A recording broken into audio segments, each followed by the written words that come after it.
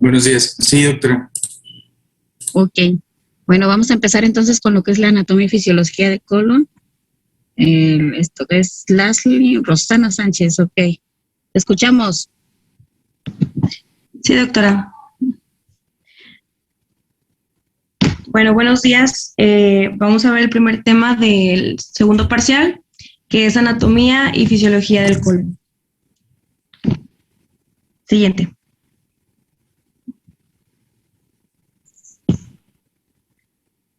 Bueno, el colon o el intestino grueso es el último tramo del tubo digestivo.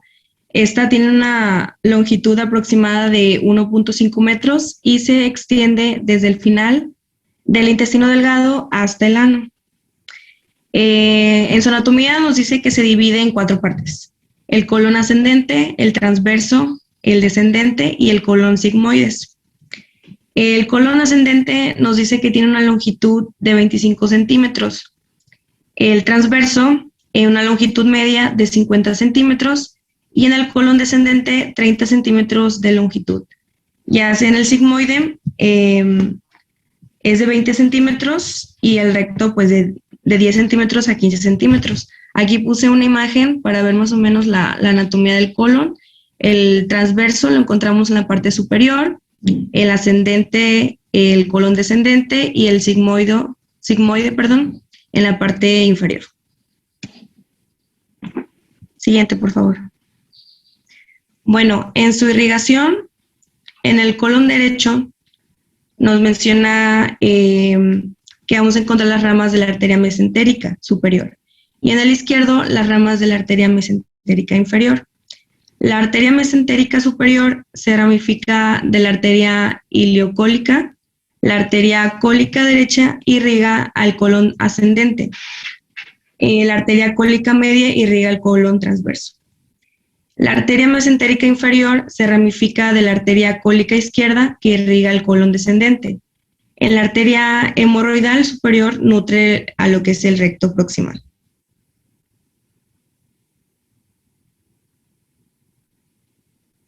En su inervación, bueno, la peristalsis del colon y recto son inhibidos por los nervios simpáticos, estimulados por los nervios del parasimpático y el sistema nervioso entérico. Hasta un tercio proximal del colon transverso, la inervación parasimpática proviene del vago, mientras que más distalmente recibe ramas del plexo sacro, localizado entre los segmentos S2 y S4. La inervación simpática procede de los nervios esplácnicos, lumbares y sacros.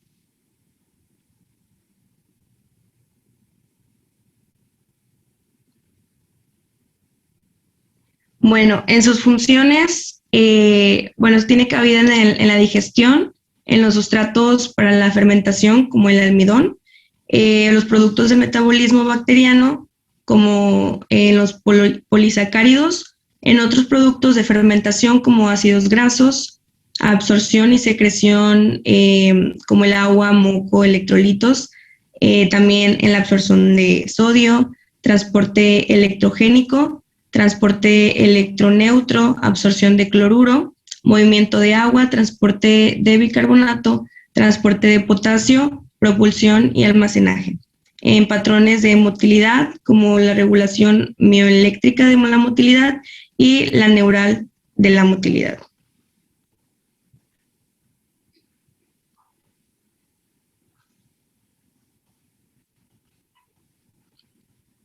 Y también otras de las funciones, yo creo de los principales, sería absorción de líquido, el transporte de desechos hasta el recto y ahí se eliminan con la defecación. Nos menciona que el colon recibe aproximadamente 1.5 litros de líquido, de los que 200 a 400 mililitros son excretados con las heces. Las heces permanecen más tiempo en el colon, que tienen menor contenido en agua, como las heces duras o las caprinas.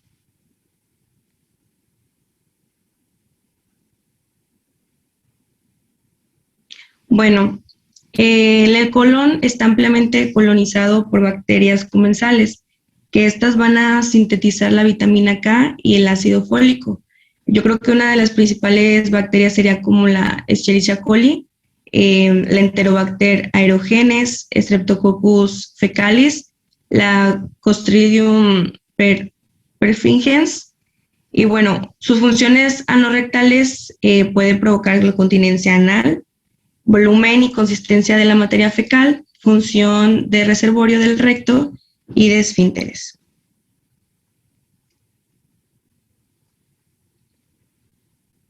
Bueno, así mencionando nada más el colon extrae el agua de las heces. Entonces hacen estas que sean como compactas y así evitar la pérdida de líquidos por la deposición. Entonces el recto funciona como un reservorio donde se van a almacenar las heces y evita así la incontinencia fecal. Y ahora sí la siguiente, por favor. Y ya por último, como métodos de diagnóstico, vamos a ver qué es la manometría, la defecografía, que esta sería por resonancia magnética, el ultrasonido endorrectal, placas simples y estudios contrastados, y el tránsito colónico con marcadores contrastados.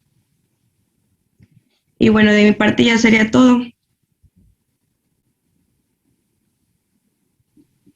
Ok, recuerden también que a lo largo del intestino grueso posee unas, se llaman tenias, que son como unas, como si fueran unos ligamentos que se encuentran en el mismo intestino, lo que le dan la forma de a como se ve en el dibujo, con esas pequeñas como sacos que se forman y que se llaman austras. Entonces también para que sepan que el tipo de tejido que tienen es lo que permite la absorción, por eso tiene también un epitelio velloso, pero esta forma es la que hace que la propulsión vaya siendo segmentada. Entonces, esa es otra de las funciones, y aparte de lo que es la anatomía, para que nos quede todavía complementado. No sé si tengan mano esto, ya saben que cuando se trata de anatomía, lo relevante es la función principal, su ubicación, su irrigación, su inervación, así como nos lo comentó su compañera, y esa a modo de recordatorio, y para poder dar origen a las patologías, ¿ok? Pues ahora sí, podemos continuar entonces con Grace. ¿Sí me escucho, doctora? Ahorita no escuché más que, pues yo estaba hablando, ¿verdad? Entonces digo adelante, Grace. ¿Me escucho? ¿Sí? Ok. Bueno, buenos días. Voy a hablar sobre la enfermedad inflamatoria intestinal. Primero que nada, debemos saber algunas generalidades de la misma. Primero, que se trata de una enfermedad inmunológica, o sea, es decir, que podemos también esperar que haya repercusiones en otros órganos y no solamente en el intestino. La etiología de la colitis ulcerosa pues, son los factores como la herencia, y también, como dije anteriormente, es una enfermedad inmunológica. En este caso, la enfermedad intestinal inflamatoria se trata, o quiere decir que es una enfermedad de larga data que llega para quedarse y que aparece principalmente entre los 15 y 35 años. Ahí me equivoqué, pues de 34, pero es 35 años, y es el principal pico, y hay otro segundo pico que es de los 60 a los 70 años. Es una enfermedad que causa o que cursa en brotes. Esto es muy importante que lo recordemos y lo tengamos en cuenta, porque los brotes quiere decir que el paciente la mayoría del tiempo no tiene síntomas. El paciente solamente va a presentar los síntomas cuando aparecen estos brotes. Estos son determinados lapsos de tiempo donde el paciente pues se descompensa, y esto lo voy a diferenciar más adelante. Ahora, la enfermedad inflamatoria intestinal la podemos conocer o clasificar de dos maneras, como colitis ulcerosa y enfermedad de Crohn. Conceptos de estas enfermedades: la colitis ulcerosa es una enfermedad inflamatoria intestinal, como lo había mencionado, que es crónica, en la que el intestino grueso se inflama y se ulcera, lo que produce recidivas de diarrea con sangre, retortijones abdominales y fiebre. El riesgo de cáncer de colon a largo plazo es mayor comparado con el de las personas que no sufren colitis ulcerosa. En la enfermedad de Crohn, esta es una afectación inflamatoria de tipo crónico y autoinmune del tubo digestivo, que evoluciona de modo recurrente con brotes. Este es de causa desconocida. Entre sus principales síntomas destaca lo que es el dolor abdominal, diarreas, fiebres, pérdida de peso, hemorragia rectal, entre otros, que también más adelante se va a seguir explicando. Bien, una característica muy importante que diferencia estas dos entidades es la localización. Como el nombre lo dice, la colitis ulcerosa va a afectar o afecta al colon. Y pues es imposible que si te encuentras, en este caso, una afectación en el intestino delgado, sea colitis ulcerosa. Esta característica es muy importante, ya que en teoría si sacamos el colon, podríamos curar al paciente, o sea, totalmente, lo cual no pasa en la enfermedad de Crohn. Sin embargo, esta es una medida sí, se parece a una medida muy extrema que solamente se va a indicar cuando ya ningún otro tratamiento funcione. Bueno, otra característica muy importante de la colitis ulcerosa es que esta es de tipo progresiva, o sea, empieza desde el recto y va de manera ascendente proximal, y nunca vamos a encontrar que la colitis empiece desde otra parte, siempre empieza desde distal y va hacia proximal. Y lo que quiere decir es que los síntomas van en función de qué tramo, en este caso del intestino grueso, o de qué parte del intestino grueso está afectado.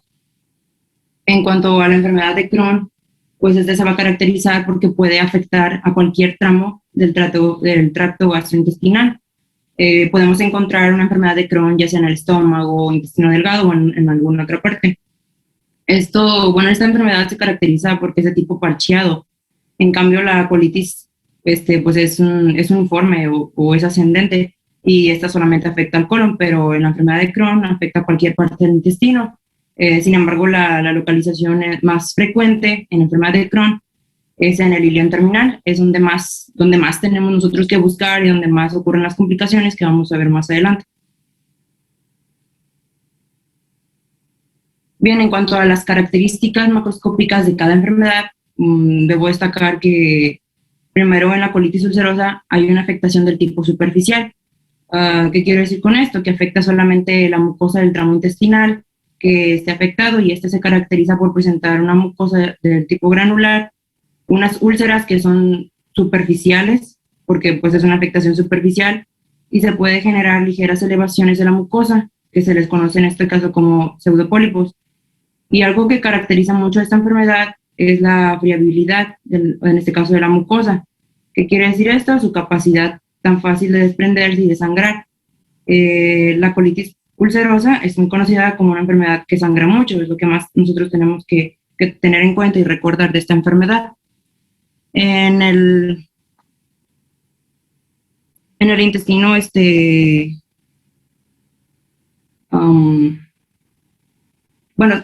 en la enfermedad de Crohn, en este caso es una enfermedad que nosotros debemos saber que es transmural, así como la afectación podía ser en cualquier tramo del tracto gastrointestinal, también puede ser en cualquier capa del segmento intestinal afectado.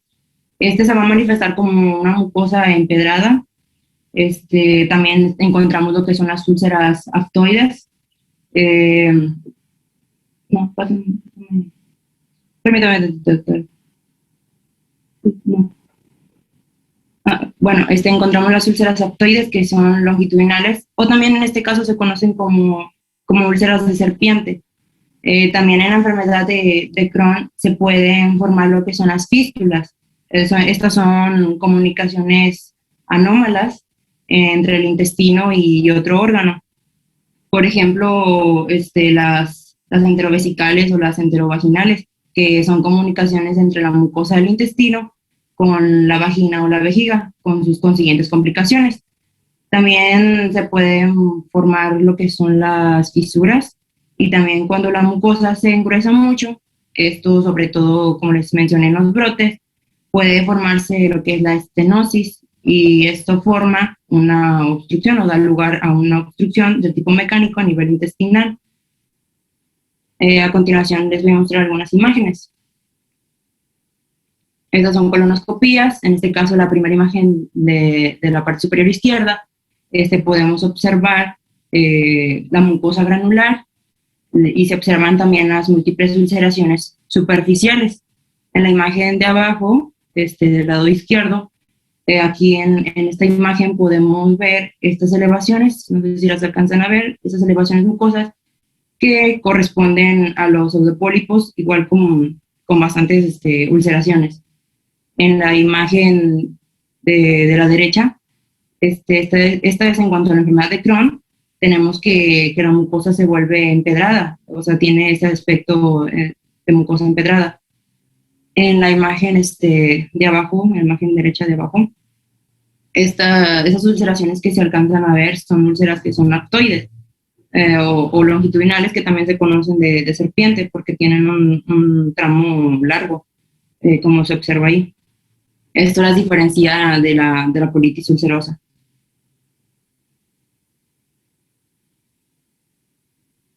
Bien, ante cualquier tipo de lesión vamos a hacer una biopsia. En este caso, nosotros sabemos que la biopsia nos ayuda a encontrar hallazgos específicos de cada enfermedad. Por ejemplo, en la colitis ulcerosa, que es en la imagen de la izquierda, es tipo encontrar los abscesos crípticos. Estas son como colecciones de neutrófilos que podemos observar en la imagen. Y también en la enfermedad de Crohn, que es en la imagen de la derecha, son típicos la presencia de granulomas y que son transmurales. Y recordemos que, bueno, los abscesos crípticos, en cambio, los vamos a ver en superficial, ya que este es el tipo de afectación de la colitis. Bien, ahora vamos a ver cuáles son los síntomas que se presentan en cada enfermedad. En la colitis ulcerosa hay que recordar que la mucosa es muy friable. Es una enfermedad, en este caso, que sangra bastante. Entonces la afectación es colónica. Se manifiesta como una diarrea sanguinolenta con productos patológicos. O sea que esta sangra o va acompañado de sangre con moco o con pus.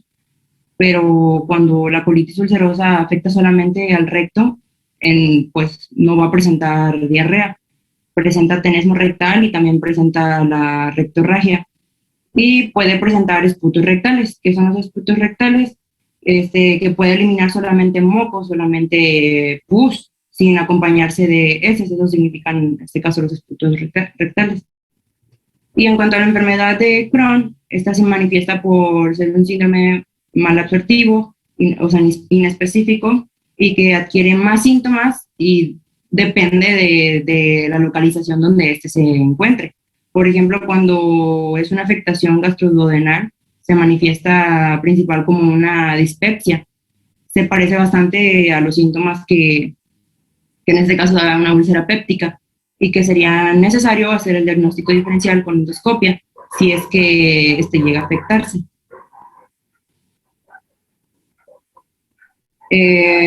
Bueno, no, te puedes rezar, por favor. En cuanto a la enfermedad de Crohn, debemos saber que la afectación es transmembrana, así como la afectación puede ser en cualquier tramo del tracto gastrointestinal, también puede ser en cualquier capa del segmento, como lo había mencionado. En el intestino delgado, en este caso el cuadro se caracteriza por un dolor abdominal con diarrea no sanguinolenta. Cuando es en el intestino grueso, el dolor, en este caso, va a ser abdominal, con una diarrea sanguinolenta. Como comenté antes, el Crohn lo más frecuente es que se localice en el ilion terminal. Aquí se va a manifestar como un dolor en fosa ilíaca derecha, con palpación, en este caso, de masa. No ocurre en todos los casos, pero sí se puede llegar a palpar la masa en pacientes con cuadro de obstrucción abdominal, en este caso por grave engrosamiento de la mucosa. Bueno, todas estas manifestaciones que mencioné son de los brotes.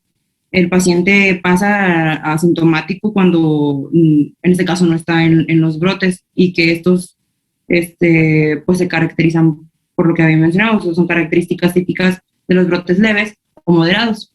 A continuación vamos a hablar sobre brotes graves.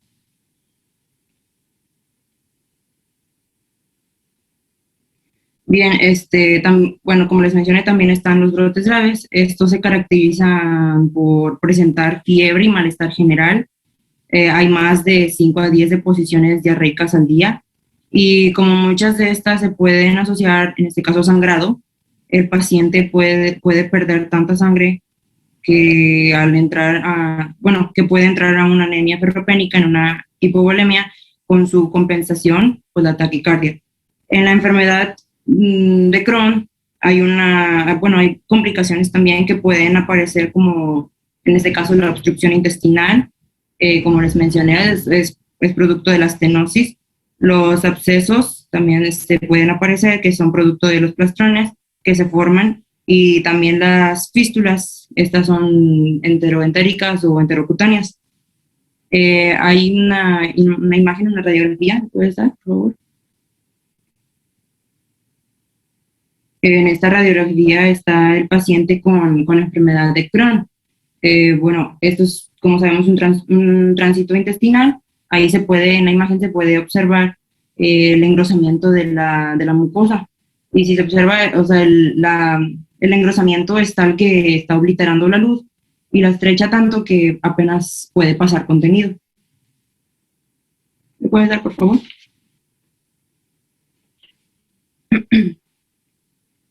Bien. Bueno, hay que recordar que estas dos enfermedades son autoinmunes, por consiguiente pueden tener un gran compromiso y afectar a otros órganos. Vamos a hablar sobre las complicaciones y asociaciones extraintestinales. En las asociaciones extraintestinales, o sea, que afecta no nada más al intestino o al colon, nos afecta también a otras partes. Empezando, la colitis ulcerosa, un 5% de pacientes pueden tener una complicación muy grave, que es el megacolon tóxico. ¿Le puedes dar, por favor, al siguiente diapositiva? En la radiografía, sabemos que el megacolon tóxico se define como una dilatación de la luz colónica más de 6 centímetros medido en colon transverso. En la imagen podemos ver lo peligroso de esta complicación, ya que el riesgo es alto, que en este caso tiene el intestino de perforarse. Por eso se requiere, en este caso, un tratamiento urgente. ¿Se puede regresar? Bueno, también está que la colitis ulcerosa aumenta el riesgo de hemorragia, en este caso de sangrado digestivo bajo y también de neoplasia de colon. En las asociaciones gastrointestinales, las más frecuentes son el pioderma gangrenoso. ¿Puedes darle, por favor? Ahí se ve la imagen, de la imagen de la derecha. Esta es derecha superior, perdón. Esta es una lesión ulcerada. Ahí se puede ver, es una lesión ulcerada de bordes elevados. Esta es muy dolorosa y necrotizante. Y esto se debe, pues, a un daño autoinmune. ¿Puedes regresarle tantito?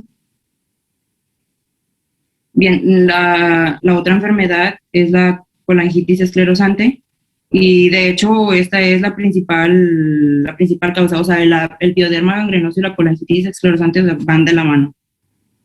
¿Puedes darle? Okay. Aquí se muestra, esta enfermedad consiste en una obliteración endoluminal, en este caso de la vía biliar. Como se observa en la imagen, se torna bastante irregular y puede llegar a formar, en este caso, un síndrome colestásico. ¿Regresale, please? No, regresale, por favor. Gracias. En cuanto a la enfermedad de Crohn, se complica, como ya lo mencioné, con una obstrucción intestinal, por la estenosis, con absceso abdominal y fístulas que pueden ser enterocutáneas o enteroviscerales, principalmente a vejiga y a vagina. Las enfermedades extraintestinales que se asocian a esta enfermedad de Crohn son el eritema nodoso. ¿Puedes darle, por favor, a la segunda? André. Bueno, en la imagen de la derecha se observan nódulos que se forman en la región o en las regiones pretibial, que son eritematosos y responden al tratamiento inmunosupresor. ¿Le puedes regresar? Bien, y también están los cálculos por oxalato de calcio. Ahora sí puedes poner la última radiografía. Ok. En la imagen se observa que principalmente a nivel renal, como en este caso la radiografía, se observa un gran cálculo de origen renal, que en este caso está estancado a nivel de la vejiga. Ahora sí, dale, por favor. Bueno, recordemos que, como ya mencioné, estas manifestaciones son con brotes, entonces podemos dividirlo en tratamiento de brote cuando el paciente tiene manifestaciones clínicas y cuando no tiene, o sea, cuando no tiene manifestaciones clínicas, igual se tiene que dar tratamiento. En este caso es el tratamiento de mantenimiento. Se hace con el fin de mejorar el pronóstico y evitar, en este caso, la aparición de nuevos brotes. Puedes darle, por favor. Ok, a medida, bueno, voy a mencionar ahora las opciones terapéuticas, pero a medida que vayamos avanzando, los fármacos son más fuertes, pero así de fuertes también dan efectos secundarios. Empezamos con los aminosalicilatos. Estos son antiinflamatorios. Estos solamente actúan en el colon. En este caso solo me van a servir en colitis ulcerosa y en este caso para enfermedad de Crohn, que afecte solamente al colon. Tenemos la mesalazina y la sulfasalazina. Estos cuentan con un efecto protector contra el cáncer de colon. Y los encontramos de dos maneras, vía oral y vía tópica. La vía tópica, pues, esta es más potente. Continuamos con los corticoides. Estos, como sabemos, generan a largo plazo una insuficiencia suprarrenal. Estos no se utilizan a larga data, sino en este caso solo en los brotes. Tenemos dos presentaciones. Están los sistémicos, como el prednisona, que estos son más potentes, pero también a su vez, o sea, tienen más efectos secundarios. Y están los tópicos, como la beclometasona y budesonida. Es muy importante evaluar, en este caso, la respuesta que tiene el paciente, en este caso, ante corticoides, porque si el paciente en este caso no mejora, tenemos que considerar la posibilidad de que sea una corticoresistencia. Cuando se trata de esto, no logramos en este caso nada aumentando la dosis o dándole más corticoides al paciente, porque el paciente, como no responde, en este caso tenemos que solamente aumentaríamos, si le damos más corticoides, aumentaríamos los efectos adversos. Y ahí tendríamos que pasar a nuestras, en este caso, las siguientes opciones. En este caso son los inmunosupresores y las terapias biológicas. En cuanto a los inmunosupresores, tenemos que saber que los que se usan en estas enfermedades son la ciclosporina. Esta solo se utiliza en el brote, ya que es nefrotóxica y genera hipertensión. Tenemos también el metotrexato. Esto hay que tener en cuenta que si se utiliza disminuye la vitamina B9 en el organismo. También están las tiopurinas, como la azatioprina, que es por así decir, la más utilizada en ambas enfermedades y utilizada sobre todo en casos de corticoresistencia. Y finalmente tenemos lo que son las terapias biológicas, que son son más costosas, son las más costosas y también las más difíciles de acceder. Están los anti-TNF o anticuerpos monoclonales contra factor de necrosis tumoral. Con el que más experiencia se tiene es el infliximab. También está el adalimumab y otros más. Hay que, en este caso, tener muy presente que al utilizar los inmunosupresores o las terapias biológicas, tenemos que tener mucho cuidado, porque puede haber riesgo de infecciones o de tumores. Y siempre que en este caso inmunosuprimamos a alguien, ya no se complete la función de proteger de infecciones y también en este caso de aparición de neoplasias. Esto hay que tenerlo muy, muy, muy presente. ¿Puede ser, por favor?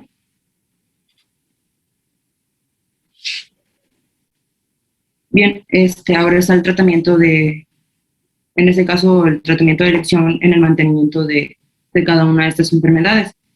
En la colitis ulcerosa vamos a empezar con el aminosalicilato y vamos a sumarle a este lo que es la azatioprina. Esta es una tepurina de los biológicos. Después de esto evaluamos lo que es la respuesta que tiene el paciente. Si es que no responde a este tratamiento, vamos a utilizar, en este caso, otro biológico con aminosalicilato y vamos a cambiar, en este caso, el biológico. Si esto no funciona, vamos a considerar la cirugía. Y aquí, aquí puse una mnemotecnia, colitis ulcerosa, CU, la cirugía es curativa, esta cura. Y se podría decir por qué razón. Como les expliqué antes, esta es una enfermedad que afecta solo al colon. Si tú haces, en este caso, una colectomía total, sacas, todo el colon, pues curas la enfermedad propiamente. En cuanto, en este caso, a la enfermedad de Crohn, es el mismo esquema básicamente que el otro, solamente con la única diferencia de que puedes utilizar el metotrexato al inicio. Si esto en este caso no funciona, podemos recurrir a la cirugía, pero esta cirugía, como hablamos de esto antes, la enfermedad de Crohn, pues no tiene un segmento específico en sí al cual afectar, ya que puede ser en cualquier parte, en cualquier lugar. Así que aquí en lugar de sacar todo vamos a utilizar lo que es una cirugía conservadora. Esta es otra mnemotecnia que puse, es decir, conservadora. Se saca solamente, en este caso, los tramos de intestino que estén afectados y el resto los dejamos indemne, en este caso, pues para no empeorar la función intestinal y no generar un síndrome de mala absorción. ¿Le puedes dar, por favor? Bien, ahora vamos a hablar sobre el tratamiento de los brotes. Esto lo vamos a ver en urgencias. Cuando llega, en este caso, el paciente, nos debemos constatar de que es una enfermedad inflamatoria intestinal con brote. Vamos a establecer la gravedad del paciente, si es leve, moderado o grave. Según estos criterios, cuántas deposiciones al día hace, si 5, entre 5 y 10 o más de 10. Si en este caso si es que está febril o tiene fiebre, o también si presenta el paciente anemia por el sangrado que en este caso generó. Una vez que constatamos si es leve, moderado o grave, tenemos que saber cómo tratar cada caso, en este caso de brote. ¿Puedes darle, por favor? Bien, en la colitis ulcerosa, si es leve moderada, el tratamiento que vamos a utilizar es el aminosalicilato, en este caso el aminosalicilato tópico, oral. Dependiendo de dónde está la afectación, es como lo vamos a dar. También se le suma más la beclometasona, que es el de elección, es un corticoide tópico. Si es un caso grave, vamos a utilizar lo que es el ACE o aminosalicilato, más corticoide sistémico. Si el paciente no responde a este tratamiento, lo vamos a catalogar como un corticoresistente. Si es corticoresistente el paciente, vamos a intentar, en este caso primero con ciclosporina intravenosa. Si no responde a esto, vamos a usar los biológicos. Y si no responde tampoco a los biológicos, pues recurrimos a la cirugía. ¿Le puedes dar, por favor? Bien, y por último tenemos la enfermedad de Crohn. Tenemos que, en este caso, dependiendo de dónde esté la afectación, si es en el ileocecal, que es lo más frecuente, el tratamiento de elección es la budenosida. Este es un corticoide tópico.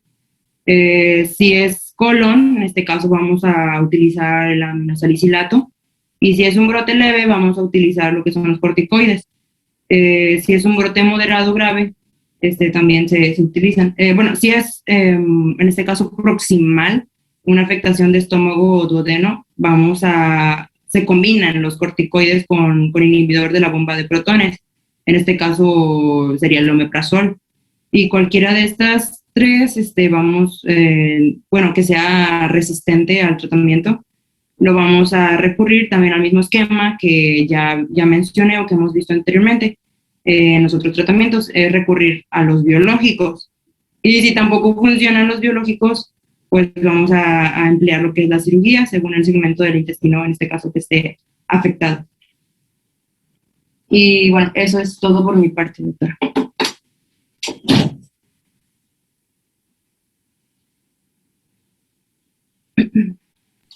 Muchas gracias, Grace. Me gustó mucho cómo hiciste las diapositivas comparativas, porque efectivamente nos apoya mucho en lo que es el diagnóstico diferencial. Vemos que muchos de los casos los vemos ya complicados o que son precursores ya de una neoplasia.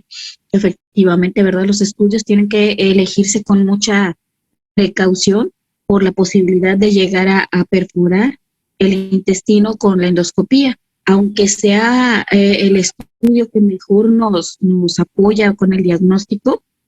En ocasiones debemos de limitarnos en su uso por lo friable que se vuelve la mucosa del intestino. Entonces, si bien nos comentaste la distribución irregular del padecimiento o a lo mejor sistémico, ¿verdad? Una respuesta muy agravada, porque en alguna ocasión me tocó como caso particular ver un caso de colitis ulcerosa bien agudo o sea, casi todo estaba afectado. Entonces, pues en realidad esto reduce mucho una adecuada calidad de vida. Entonces, sí, gracias a Dios era la forma grave, pero no se llegó a complicar. Pudo haber alguna respuesta al tratamiento, entonces no hubo mayor complicación que la respuesta agravada que tuvo. Pero en sí es un padecimiento de los dos, se tratan como intermitentes, en donde pues efectivamente se van a empezar con sintomatología cada vez que haya como bien nos comentaba, los brotes, y que deben de estar modulados.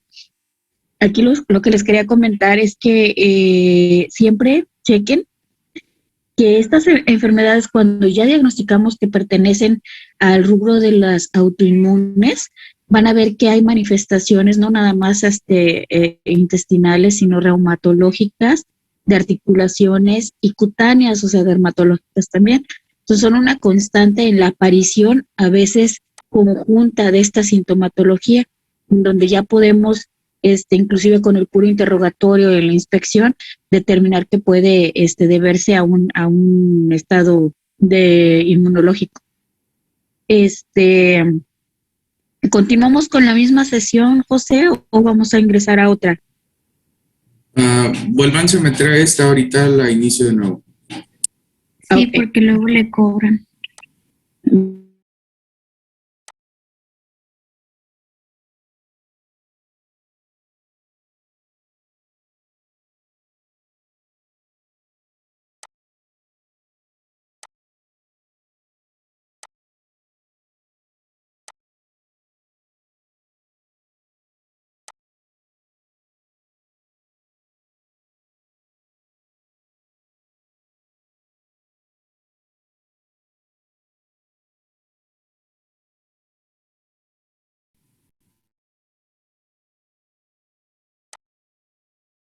Le hablas a una persona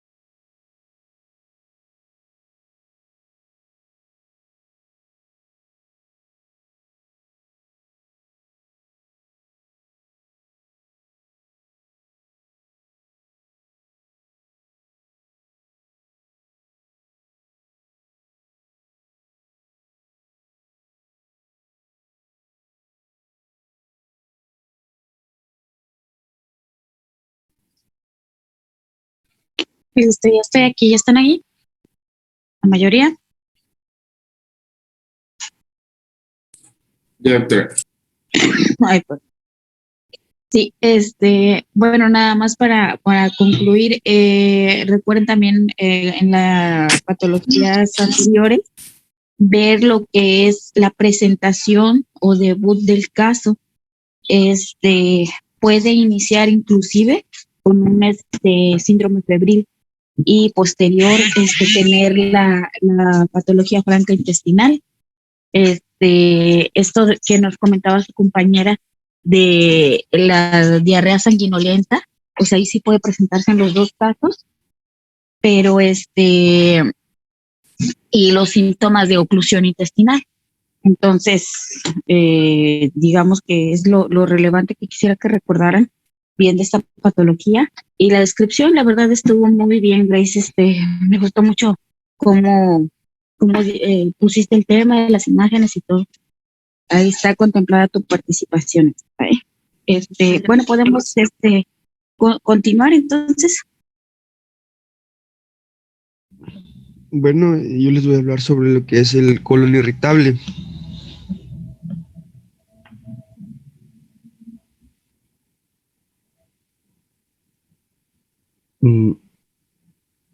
Gracias. Este es un trastorno crónico caracterizado por dolor o malestar abdominal y cambios del ámbito intestinal. El diagnóstico se basa en la presencia de criterios diagnósticos de consenso que hasta el momento no han sido validados y por lo tanto el tratamiento es empírico.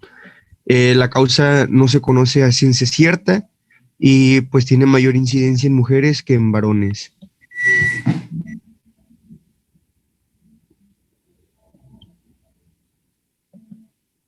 Bueno, su epidemiología. Dice que en México no existe un estudios epidemiológicos adecuados, sin embargo se han determinado que el colon irritable tiene una prevalencia del 16 al 21%. Llega a ser el primer motivo de consulta al gastroenterólogo en México.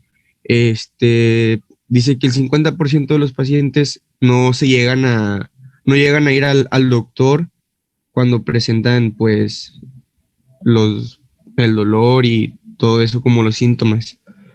Los pacientes llegan a reportar lo que es intensidad del dolor abdominal en un 78%, estrés desencadenado por síntomas en el 60%, incapacidad en actividades diarias el 33% y temor al cáncer en un 11%.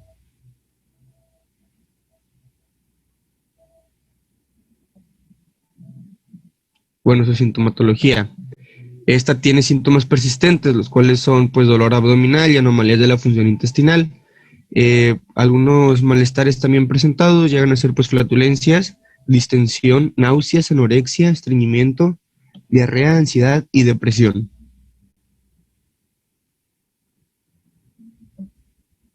Bueno, el diagnóstico dice que debe durar al menos 12 semanas, no es necesariamente continuas, durante los 12 meses previos de malestar o dolor abdominal, que tiene dos de las siguientes características. Pues el dolor se puede, si se llega a aliviar con la evacuación, y o se asocia a cambios con frecuencia de las evacuaciones. También se asocia con cambios de la consistencia u otra forma de las evacuaciones. Los criterios de apoyo es que menos de 3 evacuaciones a la semana. También el segundo son más de 3 evacuaciones al día, evacuaciones duras o en bolitas, evacuaciones sueltas o líquidas, pujo para evacuar, urgencia para evacuar, sensación de evacuación incompleta, moco durante la evacuación, llenura o inflamación abdominal. Si llega a haber un predominio de diarrea con lo que viene siendo la 1, 2, 4, 6, sin la presencia de 1, 3 o 5. También pues si llega a haber un predominio de constipación de lo que vendría siendo de la 1, 3, 6, 5, o 5, sin la presencia de 2, 4 o 6. Y pues en el colon irritable se debe de tener un diagnóstico diferencial sobre lo que vendría siendo la enfermedad inflamatoria intestinal, el carcinoma colorectal, los medicamentos que llegan a causar una constipación, medicamentos que causan diarrea, infecciones gastrointestinales, intolerancia a la lactosa, trastornos endocrinos, colitis microscópica, sobrepoblación bacteriana, síndromes de malabsorción, pseudoobstrucción intestinal crónica idiopática y tumores endocrinos.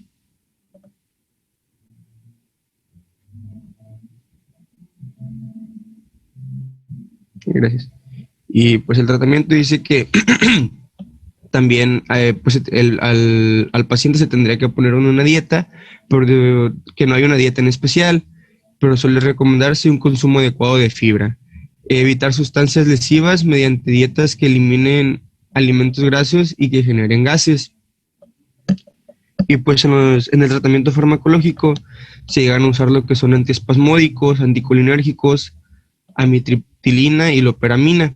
La amitriptilina pues vendría siendo un antidepresivo, y la loperamida pues para controlar lo que vendría siendo la diarrea. Y el alocetrón es el primer medicamento para el tratamiento. Ayuda a reducir la secreción intestinal, disminuir la actividad deferente nerviosa visceral y disminuir la motilidad intestinal.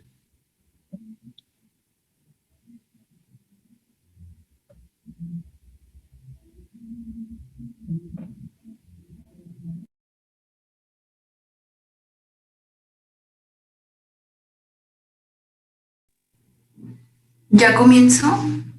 No, permíteme tantito.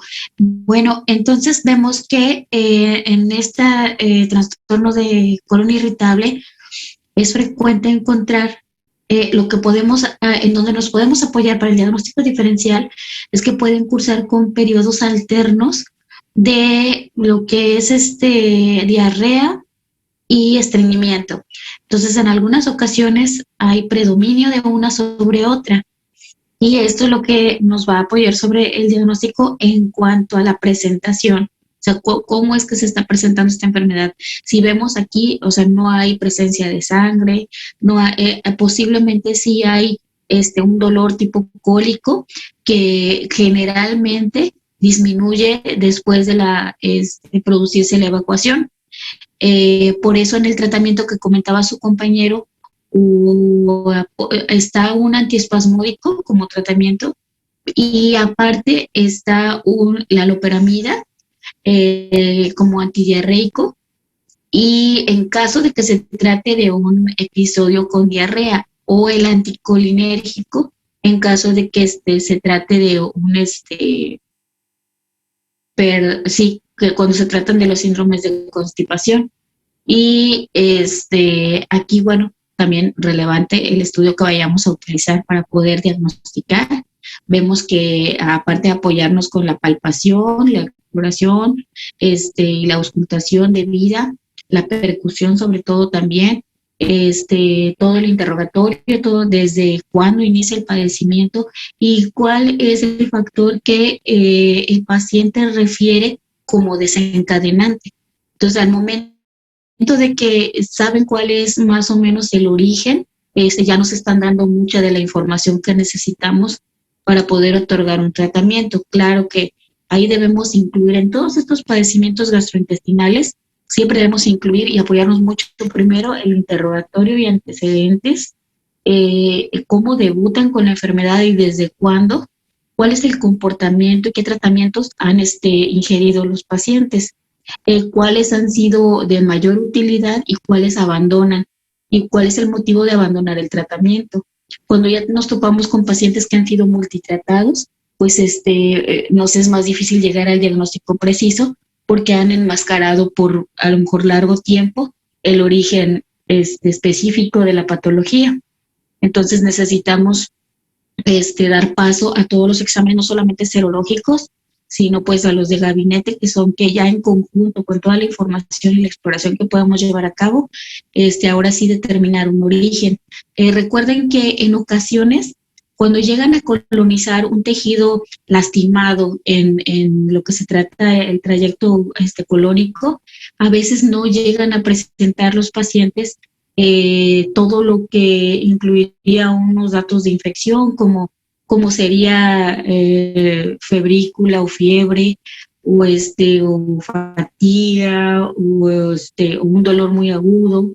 Entonces, a veces son un poco vagos estos síntomas y hay que decidir si necesitamos estudios coprológicos o coproparasitoscópicos para apoyarnos adicionalmente, ¿verdad? Con estos diagnósticos. Aparte de en ocasiones realizar, en caso de que llegara a presentarse alguna diarrea con moco, o presencia de moco en las heces fecales, hacer un cultivo que nos va a orientar mucho sobre la flora, si no se encuentra desbalanceada o con una infección agregada. Entonces, sí necesito que tomen muy en cuenta esto, sobre todo como datos que nos apoyan para poder realizar un adecuado diagnóstico diferencial. No sé si tengan alguna duda, algún comentario acerca de las patologías que que ya revisamos ahorita al momento, sino para continuar entonces con Vianney. Yo sí tengo una duda, doctora. Sí, dime, adelante. Yo había visto una muchacha que ella tenía la enfermedad de Crohn y le pusieron la colostomía. Y mi duda es de que si todos los pacientes va a llegar a algún punto en el que la van a necesitar o solo es con alguna indicación en específico. Fíjate que depende de la gravedad del paciente, o sea, porque muchos tienen una respuesta muy severa. No, por ejemplo, muchos, curiosamente, pueden cursar por mucho tiempo de la enfermedad sin tener periodos de agravamiento. Entonces, esto les permite que no lleguen a una resección intestinal. Sin embargo, hay, como se dicen, que están predispuestos genéticamente a exacerbar respuestas autoinmunes. Entonces, estos pacientes llegan a terminar en lo que es la resección intestinal porque empiezan a tener hasta signos de desnutrición y deshidratación. Entonces, aparte de lo que lleva a lo que es todas las molestias intestinales que revisamos con la patología. Entonces, te puedo decir que más del 60% pudiera llegar a requerir en algún momento la colostomía. Sin embargo, otra parte de los pacientes con esta patología pudieran cursar toda su vida sin necesidad de llegar a la colostomía. Seguramente en algunos de estos periodos, porque me dices muchacha, supongo que tiene una edad, pues no es un adulto mayor, ¿verdad? Entonces estamos hablando de una persona joven que seguramente tenía ese factor que le llamamos predisponente como genético a exacerbar las respuestas inflamatorias autoinmunes. Entonces, se genera un daño casi sistémico, o también si estaba muy severo, pero localizado, a lo mejor que haya sido de recidivas, pero muy localizado, vale la pena hacer la resección con colostomía para sanar ese tramo y poder llevar una vida más acercada a lo normal. Entonces, pudieron haber sido dos casos por los cuales llegó a colostomía. No todos, ¿verdad? Uh-huh. Ok, doctora, muchas gracias. Sí. ¿Alguna otra duda o algo que quieran comentar? Doctora, yo tengo una duda. Sí. Sobre el colon irritable, había leído que podía afectar otras zonas, otros órganos, como los riñones, los ojos, no sé qué tan cierto sea, y también puede ocasionar dolor en la zona lumbar baja. Bueno, mira, por anatomía sí puede darte un dolor lumbar, ya viste que parte del colon está inervado por estos segmentos sacros, entonces si hay alguna alteración, pues sobre todo en la motilidad, con distensión, puede sí tener un dolor lumbar. La afectación a otros órganos sería extremadamente, no tan frecuente. Yo creo que ahí sí estamos hablando de un porcentaje muy bajo, sobre todo porque llega a darse con el diagnóstico antes por las molestias en sí que nos refiere el colon irritable. Tendría que pasar, totalmente el paciente sin tratamiento, a pesar de de presentar sintomatología grave, se puede decir, pero que curse sin ningún tipo de tratamiento, ni siquiera modificaciones en la dieta, nada, para que pudiera afectar a otros órganos. Sobre todo, si dices renales, pudiera deberse a lo que se trata en el desequilibrio entre lo que es la absorción de ciertos nutrientes y o modificación de lo que es el patrón peristáltico, que entonces a veces pues con estasis que ocurre sobre todo, como comentaba tu compañera, hablando de la enfermedad de Crohn, más que nada, cuando ocurren afectaciones a nivel de los conductos y que crean como obliteraciones o lo que son estenosis, y por eso hay estasis y el síndrome colestásico. Pero a nivel renal, la verdad, yo te puedo decir que solamente que se alterara mucho lo que es el patrón de absorción de líquidos y control de entre intestino delgado e intestino grueso, o sea, que sea una afectación completa, ¿no? Si no, la verdad no sabría comentarte en qué situación pudiera tener una manifestación ocular, porque es así, sinceramente, no la había escuchado. ¿Ok? Pero pues la puedo revisar para saber si hay algo nuevo, ¿ok? Ok, doctora, gracias. Sí, a ti. ¿Algún otro comentario, chicos? Recuerden que estas patologías, como son realmente irregulares y que pueden llegar a presentarse en nuestra familia, ahorita es oportunidad, ¿verdad?, de saber algunos de los trastornos que a veces están medio enmascarados con nuestras mismas familiares, porque pues a veces acuden por diarreas, por inflamación, dolor. Entonces vean o observen muy bien cuál es la presentación, o sea, nunca se atrevan por muy querida que sea el familiar, a dar un tratamiento solo para mitigar la sintomatología. Siempre con más ética, ¿verdad?, manejar el caso, sobre todo si son personas cercanas a nosotros, digo, porque pues nos debe interesar desde cómo evolucionaron a cómo pueden llegar a mejorar. Entonces, todo esto lo vamos a llegar a saber en caso de que nosotros investiguemos y exploremos bien a nuestro paciente. Si no, solamente vamos a hacer uno más que enmascara la sintomatología, y a veces, recuerden que hay lesiones que son precursoras de cáncer y ahí debemos de tener mucho cuidado, ¿ok? Entonces, bueno, si no hay algún otro comentario, pues adelante con Vianney.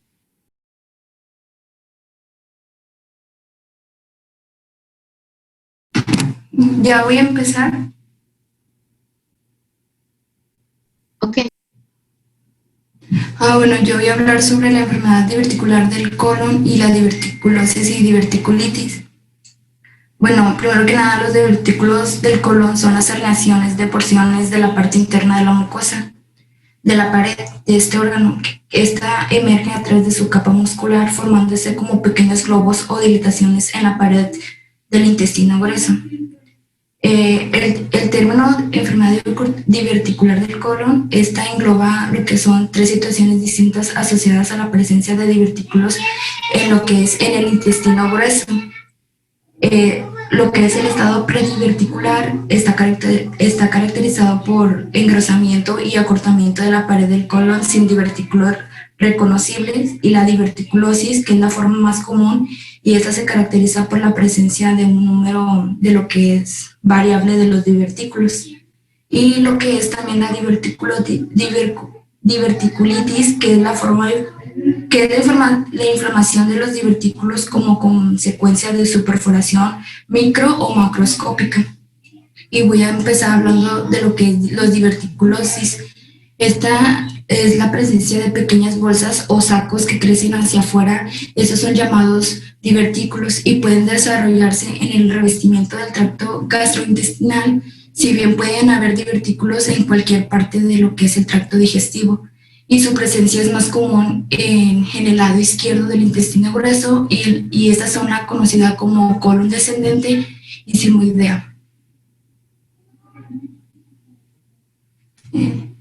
Su fisiopatología está al penetrar en la pared intestinal. Los vasos rectos crean lo que es áreas de debilidad en dicha pared, a través de las cuales pueden herniarse porciones de la mucosa y submucosa colónicas. Estas están cubiertas de serosa. La segmentación ocurre como resultado de un aumento de la presión intracolónica en ciertas áreas del colon. Su epidemiología, la incidencia de los divertículos aumenta en el 16% en pacientes menores de 40 años a 63% en mayores de 70 años. y su ubicación más frecuente es a nivel de sigmoides. Sin embargo, en países de Asia se localiza principalmente en el colon ascendente. Sus causas. Nadie se sabe con exactitud qué es lo que causa estas formaciones de lo que es estas bolsas. Por muchos años se creyó que por comer una alimentación de lo que es bajo contenido de fibra podía jugar un papel. El hecho de no comer suficiente fibra puede causar estreñimiento de lo que son heces duras, esforzarse para tener deposiciones, para eliminar las heces e incrementar la presión en el colon o los intestinos. Esto puede provocar que se formen bolsas en puntos débiles de la pared del colon. Sin embargo, no se ha demostrado claramente si una alimentación baja en fibra lleva a este problema.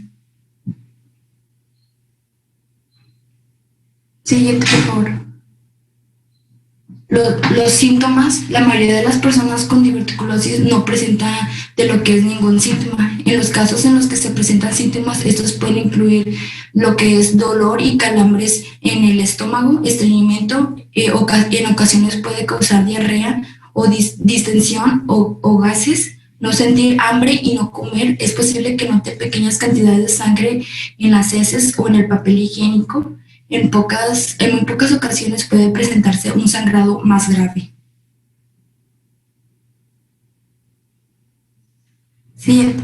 Bueno, el diagnóstico, para confirmar la sospecha de la diverticulosis y dada la necesidad de descartar otras enfermedades orgánicas más graves con síntomas similares como el cáncer de colon, debe realizarse lo que son exámenes radiológicos endoscópicos como el enema opaco o la colonoscopia.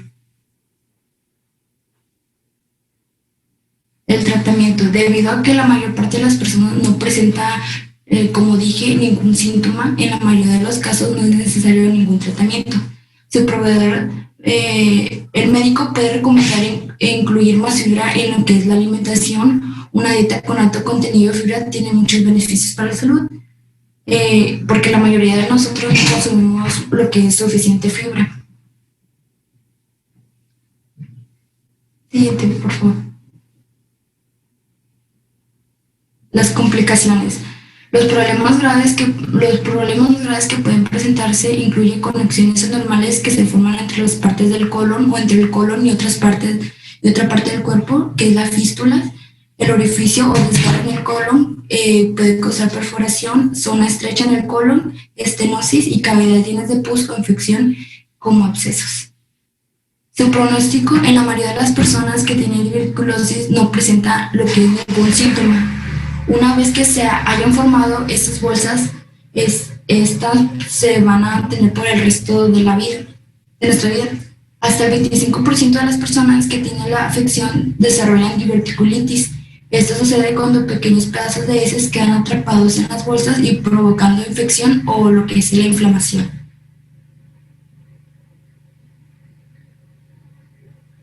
Ahora voy a hablar de la diverticulitis.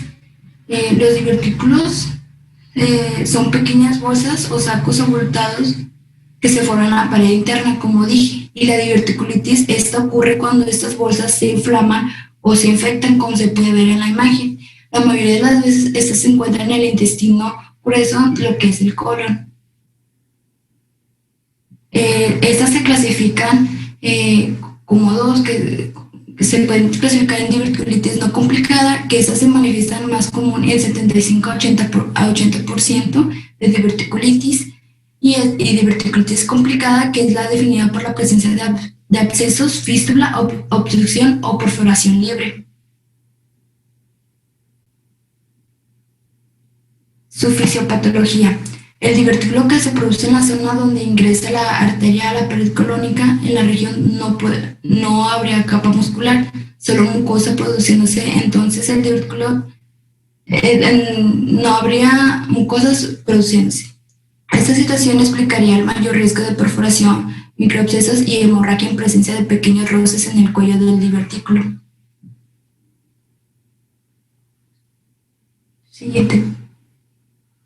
Su epidemiología, esta es la más común en los pacientes entre 18 a 80 años que la hemorragia diverticular, y es más frecuente en las mujeres que en hombres.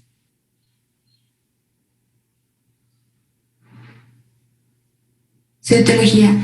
Desde hace tiempo se creía que la diverticulitis se producía cuando se aparece una micro o una macroperforación en un divertículo, lo que determina la liberación de bacterias intestinales y desencadenaba lo que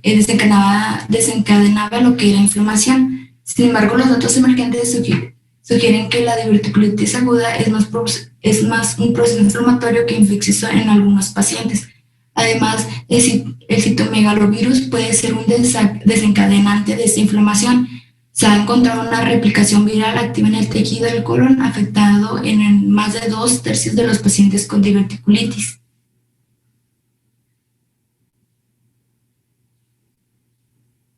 Los síntomas de diverticulitis son más graves y con frecuencia empiezan repentinamente, pero pueden empeorar durante unos días. Estos incluyen sensibilidad generalmente en el lado inferior izquierdo del abdomen, distensiones o gases, fiebre y escalofríos, náuseas y vómitos, y no sentir hambre y pues no comer.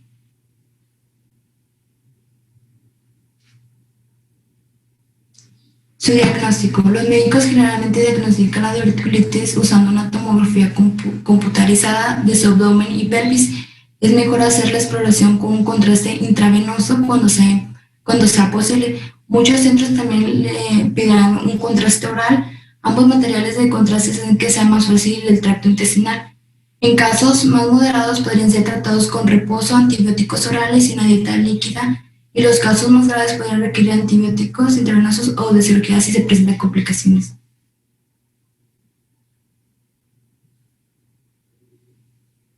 Su tratamiento. La diverticulitis sin complicaciones. Si los síntomas son leves, es posible que persiga tratamiento en casa. Es probable que el médico lo recomiende lo siguiente: antibióticos para tratar la infección, aunque las nuevas pautas, aunque no puede ser muy necesario, una dieta líquida por unos días mientras los intestinos se recuperan. Una vez que los intestinos mejoren, pueden agregar alimentos sólidos a una dieta de manera gradual. De la diverticulitis complicada, los antibióticos por vía intravenosa. Si se ha formado un absceso abdominal, la colocación de un tubo para drenarlo. También hay cirugía. Existen dos tipos principales de cirugía, que es la resección intestinal primaria y la resección intestinal con colostomía.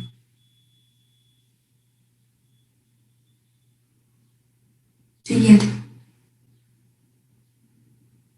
Las complicaciones, estas posibles complicaciones, los problemas más serios que se pueden presentar son conexiones anormales que se forman entre partes del colon o entre el colon y otras partes del cuerpo, en la fístula, agujero o ruptura en el colon, con perforación, área estrecha en el colon, estenosis, cavidad llena con pus o infección, que son los abscesos, y sangrado de los divertículos.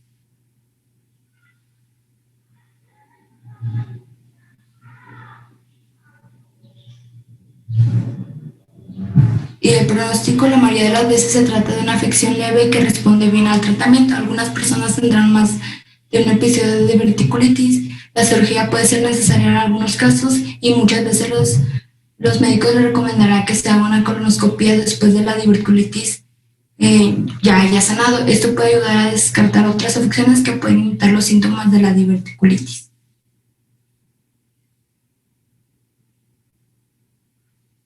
Siguiente. Y por mi parte ya es todo. Muchas gracias. Bueno, recuerdan que habíamos revisado este tema de diverticulitis y diverticulosis en lo que corresponde a esófago, porque pues también ese es un tracto de los que se encuentran afectados por esta patología. Y pues de igual manera pues vamos a ver que la presentación pues nada más cambia de sitio, en donde pues por su misma formación de saquitos pues sabemos que ahí puede haber lo que es el almacenamiento de sustancias que van a poder ser fácilmente colonizadas o infectadas y pueden llegar a formarse estos abscesitos, que sería la diverticulitis, ¿verdad? Cuando ya hay una inflamación e infección dando pie a la formación de abscesos. Efectivamente, ¿verdad? Vemos pacientes que al momento del diagnóstico pueden ser tratados en casa, a pesar de que requieran antibióticos, pues por vía oral muchas veces son de utilidad. en los casos un poquito más graves o donde hay sospecha inclusive de fístulas, porque tienen una presentación un poquito más aguda con los escalofríos, con el dolor intermitente o con bueno, ahí sí es importante que como van dejando paulatinamente de comer, porque empiezan a manifestarse dolores o calambres a nivel abdominal, van a tener pues una mala nutrición en los casos más crónicos. Entonces, por ello también el tratamiento, una vez que se optó por alguna resección intestinal o por el tratamiento médico, cuando reactivan la dieta o la ingesta por vía oral, debe ser paulatinamente, empezando con líquidos y luego semisólidos hasta llegar a los sólidos, y vamos a ir incrementando lo que es la fibra para disminuir lo que es la nueva formación de divertículos.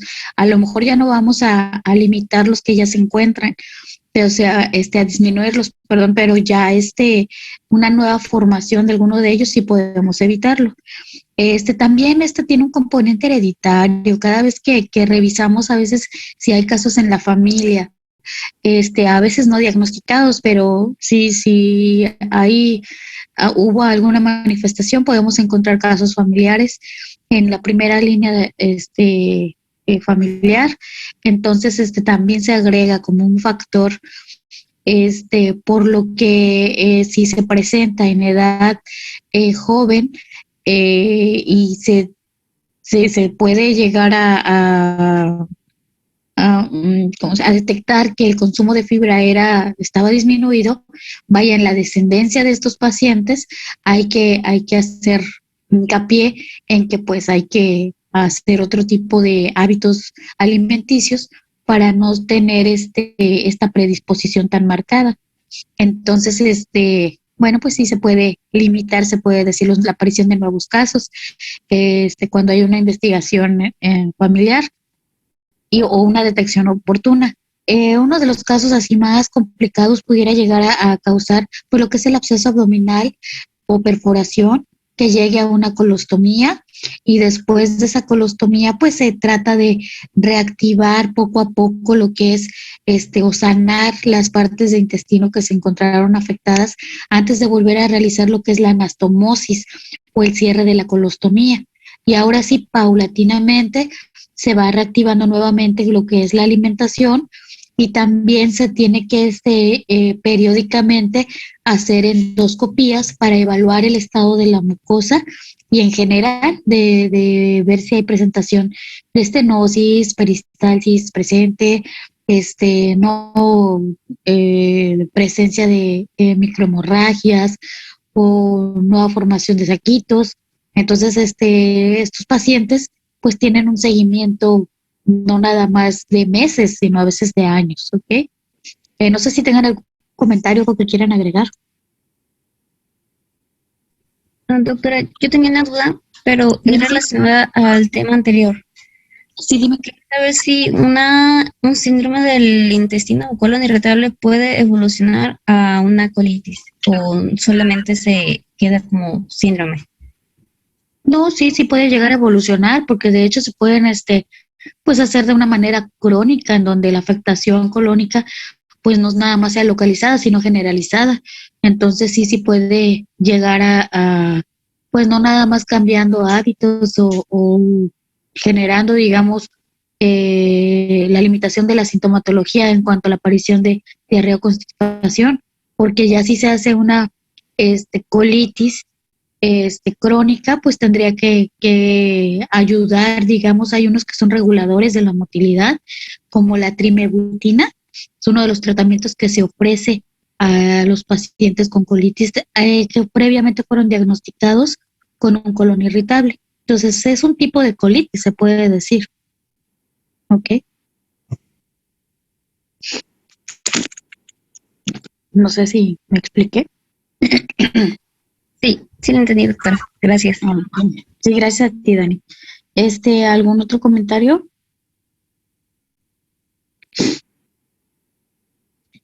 Aquí acuérdense cuál es el estudio, el mejor estudio que nos sirve para identificar. Son los de medio de contraste, porque se dibujan los saquitos. Ok. Y al momento de hacer la resección se ve así como si tuviera muchos como crestitas el intestino. Entonces, son características así muy particulares de los divertículos, ¿ok? Bueno, creo que con esto concluimos lo que son los 4 temas del día de hoy.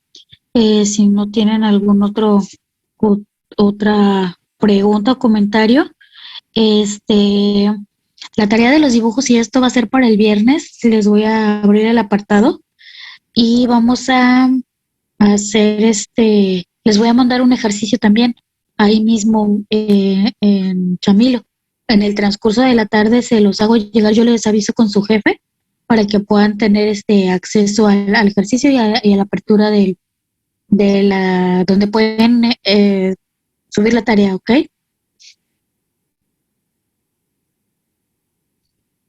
Ok, doctora. Está bien, doctora. Está bien. Bueno, chicos, pues muy bien. Nos veríamos entonces la siguiente clase. Cualquier cosa, ya saben que andamos aquí en contacto y pues que tengan bonito día. Igualmente. Gracias, doctora. Hasta luego. Gracias, doctor.